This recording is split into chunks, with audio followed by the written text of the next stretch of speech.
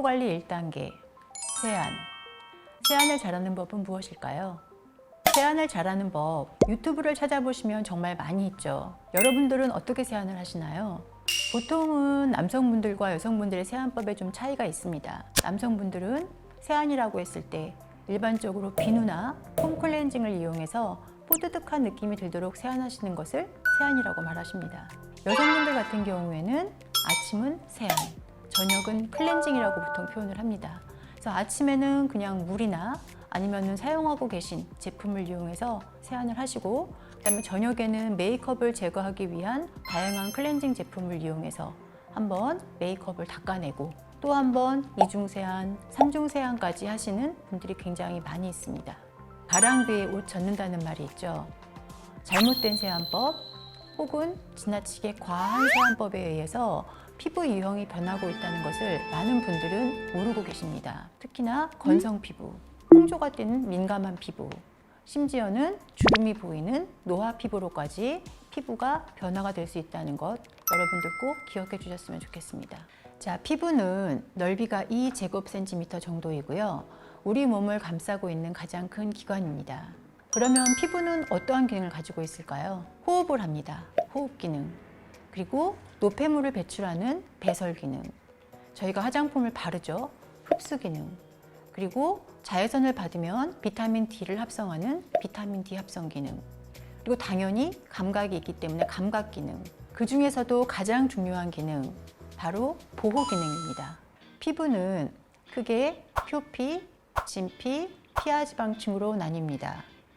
그리고 가장 겉에 존재하는 표피는 부위에 따라 조금 차이는 있지만 0.05에서 0.1mm 정도로 매우 얇은 조직입니다. 그런데 그거 아시나요? 이 얇은 표피가 무려 5개의 층으로 또 나뉘어집니다.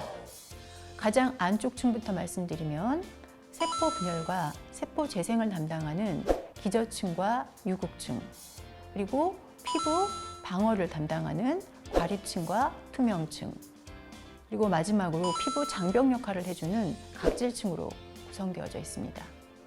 자, 세포 분열을 거쳐서 각질층까지 올라온 세포는 비록 죽어있는 사세포이지만 약 2주 정도 굉장히 단단하게 그 장벽 역할을 하면서 피부를 보호해주는 역할을 합니다.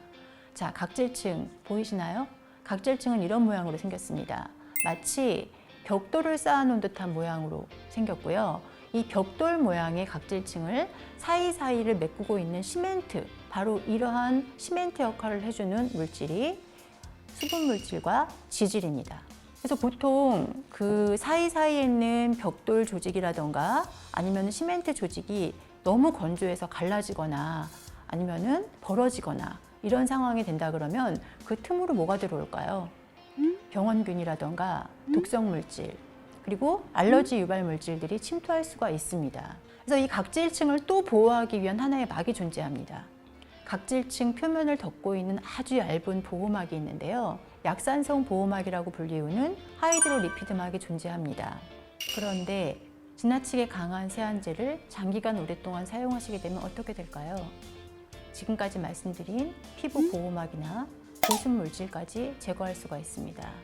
결과적으로는 여러분의 피부 유형이 잘못된 세안으로 인해서 변하실 수 있다는 것을 꼭 기억해 주시기 바랍니다. 자, 정말 많은 세안제들이 만들어지고 있고 또 사용되어지고 있습니다. 자, 보통 클렌징이라고 표현을 하죠. 클렌징은 크게 워터 베이스 타입과 오일 베이스 타입으로 나눌 수가 있습니다. 보통 오일 베이스라고 할 경우에는 오일이 많이 들어있는 유분기가 많은 클렌징 크림을 말합니다. 그리고 나머지는 보통 클렌징 밀크나 오일, 젤 타입, 그리고 여러분들이 가장 즐겨 쓰시게 되는 폼 클렌징 등이 있습니다. 자, 그러면 클렌징은 어떻게 선택하시는 것이 좋을까요? 보통은 피부 타입에 따라서 나뉜다고 생각을 하시는 경우가 많이 있는데요. 클렌징을 선택하시는 방법은 현재 내 피부 타입도 굉장히 중요하지만 제가 어떤 메이크업을 했느냐가 가장 중요합니다. 자, 그래서 지금부터 문제의 정답 들어갑니다. 클렌징을 잘하는 법, 적절한 클렌징 제품을 선택하세요. 첫 번째, 클렌징 크림은 커버력이 높은 메이크업을 제거하는 효과가 좋습니다. 클렌징 크림에 함유되어져 있는 오일은 우리 피부에 어떤 재생이나 영양을 관여하기 위해서 함유되어져 있는 식물성 오일이 아닙니다. 메이크업을 제거하기 위한 광물성 오일이 대부분입니다. 그렇기 때문에 클렌징 크림에 함유되어져 있는 오일을 또 한 번 제거하기 위한 이중 세안이 꼭 필요합니다. 두 번째, 클렌징 밀크는 모든 피부가 사용하기에 적합한 제품입니다. 일상적인 데일리 메이크업을 제거하는 효과도 우수하고요. 그리고 밀크 타입이면서 유분이 함유가 되어져 있기는 하지만 보통은 물과 함께 다 유화가 되는 제형이기 때문에 강한 이중 세안이 필요하지 않습니다. 세 번째, 클렌징 오일은 브랜드마다 좀 차이는 있으나 오일 타입임에도 불구하고 물에 잘 유화가 되는 제형입니다. 그렇기 때문에 따로 강한 이중 세안이 필요하지 않습니다. 네 번째, 클렌징 젤은 가벼운 제형이므로 남성분이나 아니면 지성 여드름 피부가 사용해 주시면 좋습니다. 그렇지만 남성분일지라도 지성 여드름 피부일지라도 메이크업을 하셨을 경우에는 클렌징 밀크를 사용하실 것을 권합니다. 자, 마지막으로 폼 클렌징 제품 같은 경우에는 대부분 다 사용하고들 계시죠. 보통 폼 클렌징은 거품도 많이 나고 세정력이 우수하기 때문에 일반인들이 굉장히 좋아하는 제품입니다. 그러나 세정력이 강하기 때문에 피부에 있는 약산성 보호막을 제거할 수 있는 가능성도 있습니다. 그렇기 때문에 폼 클렌징을 선택하실 때에는 가급적 약산성인 제품을 선택하실 것을 권합니다.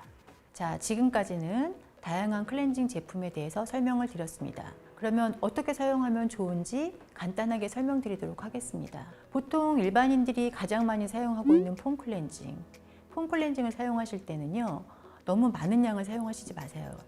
손가락 끝에 아주 소량만 손에 덜으신 다음에 물과 함께 손바닥에서 문지르시게 되면 거품이 납니다. 그 풍성한 거품을 이용해서 얼굴을 가볍게 세안하시면 좋습니다. 혹시라도 그 거품을 얼굴에서 내시는 분들은 없으시겠죠. 굉장히 안 좋은 방법입니다. 자, 그리고 저희가 메이크업을 하고 난 후에는 다양한 클렌징 제품을 사용하죠. 자, 클렌징을 어떻게 사용하시나요? 클렌징은 메이크업한 피부 위에 도포하시고 러빙을 하시죠. 제거하시기 위해서. 이때 사용하시는 방법은 그냥 얼굴에서 문지르시게 되면 피부 근육이 많이 움직입니다. 그러니까 손끝에 물을 가볍게 묻히시고 러빙하시는 것도 좋은 방법이 되겠고요. 러빙하는 속도는 조금 빨리 해주세요. 왜냐하면 오랫동안 피부에서 문지르시게 되면 그 자체가 광물성 오일이 함유가 되어져 있기 때문에 피부에 자극이 될 수가 있습니다. 그래서 가급적 빠른 시간 동안 러빙을 끝내시고, 그리고 그 이후에 티슈나 클렌징 전용 티슈를 이용해서 또 박박 닦아내시는 분들이 계시는데, 이 닦아내는 행위가 또 피부에 큰 자극을 줄 수 있습니다. 그래서 가급적 닦아내는 행위보다는 가볍게 티슈로 누르거나 아니면 곧바로 물 세안하실 것을 권합니다. 자, 이렇게 첫 시간으로 여러분들과 함께 세안에 대한 궁금증을 풀어봤습니다. 좀 도움이 되셨나요? 자, 여러분은 어떻게 세안하고 계셨나요? 앞으로 어떻게 세안을 하시면 좋을지 떠오르셨나요? 혹시라도 궁금한 점이 있으시다면 댓글을 달아주시면 되겠습니다. 지금까지 피부를 바꾸는 생각, 유퀴즈 언더 스킨이었습니다.